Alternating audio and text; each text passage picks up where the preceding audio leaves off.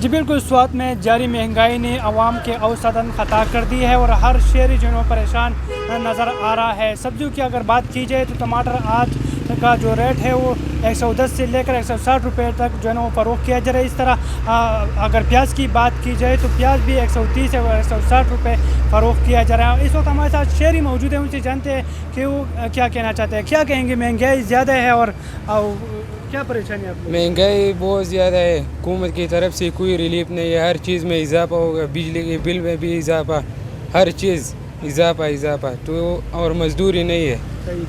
بہت شکریہ جی، اپنی شہری کی بات سنی تو انہوں نے حکومت سے مطالبہ کیا ہے کہ ایک طرف تو مزدوری نہیں ہے اور دوسری طرف ہمیں جو ہے نا بھاری بل بھی ہر سال کیے جا رہے ہیں اور اس طرح شے خوردنوش کی قیمتوں میں بھی اضافہ ہو رہا ہے۔